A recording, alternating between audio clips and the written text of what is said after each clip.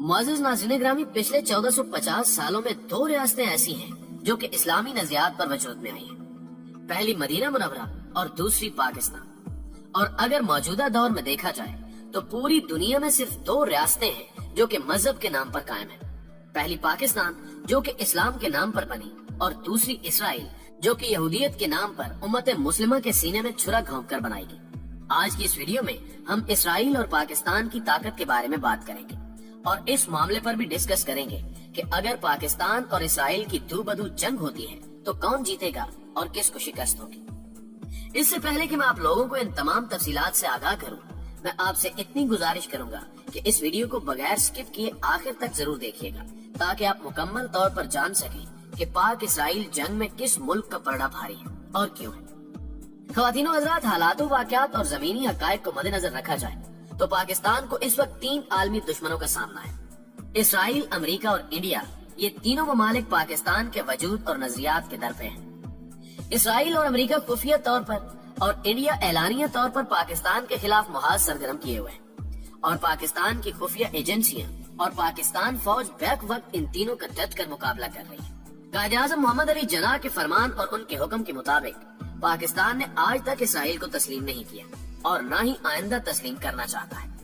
Israel की ताकत की बात की जाए तो उसके सियासी असर रसूख और ताकत का अंदाजा इस बात से लगाया जा सकता है कि 1967 में इसराइल ने बिला जवाज अमेरिकी बहरी जहाज पर रॉकेट फायर किया था। इसके नतीजे में जहाज तबाह हो गया था। मगर बदला लेना तो दूर, अमेरिका को सुपर पावर होने के बावजूद इतनी हिम्मत न हुई कि इस मामले में इसराइल की बाज पुरसी कर सके, क्योंकि अमेरिका जानता था कि पूरे मशरिक़ वुस्ता में इसराइल वाहिद मुल्क है जो अमेरिकी मुफादात का तहफ़्फ़ुज़ करता है, और इसराइल अमेरिका की इस कमजोरी का भरपूर फायदा उठाता है और अमेरिका के जरिए अपने हर नाजायज काम को भी जायज करार दिलवाता है, जिसकी ताज़ा मिसाल इसराइल के बैतुल मक़दस पर कब्जे को कानूनी तौर पर तस्लीम करना है। और 2017 में जब ट्रंप ने अमेरिकी सिफारत खाना बैतुल मक़दस मुंतकिल करने का ऐलान किया तो अक़वाम मुत्तहिदा में इसकी मुखालफत पर बड़ा शोर उठा और इसराइल के खिलाफ करारदाद भी मंजूर कर ली गई। मगर फिर भी इसराइल ने किसी भी करारदाद को मानने से इनकार कर दिया था, और इस वक्त अमेरिकी सरपरस्ती ही इसकी सबसे बड़ी ताकत है। अगर यूं कहा जाए कि इन दोनों की दोस्ती ही इनकी सबसे बड़ी ताकत है, जहां दोस्ती की कश्ती में सुराख हो, ये दोनों वहीं डूब जाएंगे। इसराइल की मिलिट्री ताकत की बात की जाए तो अमेरिका, बरतानिया और फ्रांस इसे जदीद से जदीद असलहा फराम करते हैं और शदीद इंसानी खिलाफ वर्जियों के बावजूद इसका असलहा रोका नहीं जाता। हालांकि यही ममालिक पाकिस्तान या दुनिया के किसी भी मुल्क में सिर्फ शक की बिना पर ही असलहा रोक कर इंसानी हकूक के ठेकेदार बन जाते हैं। पाकिस्तान और इसराइल की जंगी ताकत, हथियारों और फतह के इम्कानात के बारे में बात की जाए तो इसराइल दिफाई लिहाज से दुनिया की 13वीं बड़ी ताकत है। ये इतनी तेज तरीन और अलर्ट फौज है कि 1967 में अरब इसराइल जंग में सिर्फ एक दिन में 350 मिस्री तैयारों को उड़ाने से पहले ही नाकाम बना दिया गया था, और बैक वक्त मिस्री, शामी और लबनानी एयरफोर्स को घुटने टेकने पर मजबूर कर दिया गया था, और सिर्फ 6 दिन में जंग उसने अपने नाम कर ली थी। इसकी कुल एक्टिव फौज 1,70,000 है और रिजर्व में 4.5 लाख फौजी मौजूद है। इसके अलावा इसराइली अवाम के लिए जंगी तरबियत भी लाजमी है। इसकी आबादी 85 लाख से जायद है और इसका दिफाई बजट तकरीबन 15.5 अरब डॉलर सालाना है। इसके पास 652 लड़ाका तैयारे हैं, जिनमें F-15, F-16 और 5th जनरेशन के F-35 मौजूद है, और इसकी फिजाइया का शुमार दुनिया की ताकतवर एयर फोर्सेस में होता है। इसके पास 2620 टैंक मौजूद है और हाल ही में इसने अमेरिका और यूरोप की मदद से जंगी हथियारों की बहुत बड़ी इंडस्ट्री भी लगा ली है। यही वजह है कि इसराइल कम वक्त में ड्रोन बरामद करने वाला सबसे पहला बड़ा मुल्क भी बन गया है। टैंक, रोबोट, रात के वक्त तवील फासले तक देखने वाला दूरबीन और दीवार की दूसरी जानिब इंसानी नकलो हरकत जानने वाले आलात में ये खुद कफील हो चुका है। इसके पास अपना दिफाई मिसाइल सिस्टम आयरन डोम भी मौजूद है, जिसकी वजह से किसी भी मिसाइल हमले को फिजा में ही नाकारा बनाया जा सकता है। यहाँ मैं अपनी नाज़रीन की मालूमात में इजाफे के लिए इतना बताता चलूं कि इंडिया ने भी इसराइली ताउन से ये आयरन डोम बनाए थे और पाकिस्तान ने उसी वक्त इसका हल भी निकाल लिया था। अबाबील मिसाइल, जो कि इस आयरन डोम को तबाह करने की मुकम्मल सलाहियत रखता है, ये मिसाइल फिजा में पहुंचकर वक्फे वक्फे से छोटे छोटे मिसाइल फेंकता है, जिससे किसी भी एंटी मिसाइल को तबाह किया जा सकता है। इसने एटमी हथियार भी बना रखे हैं, मगर अभी तक ऑफिशियली एटमी मुल्क होने का ऐलान नहीं किया गया, इसलिए इसे एटमी मुल्क नहीं समझा जाता। اسرائیلی معیشت کی بات کی جائے تو دنیا کے امیر ترین بل گیٹس جیسے افراد اسرائیل میں سرمایہ کاری کرتے ہیں، وہ اس لیے کہ اس نے ملک کو اندرونی طور کسی بھی جنگ سے محفوظ رکھا ہوا ہے اور سرمایہ کار اپنا سرمایہ محفوظ سمجھتے ہیں۔ اس کا جی ڈی پی 351 ارب ڈالر ہے، جبکہ پاکستان کا جی ڈی پی 304 ارب ڈالر ہے، اور اسرائیل اس وقت عرب خطے کی سب سے بڑی معاشی طاقت ہے۔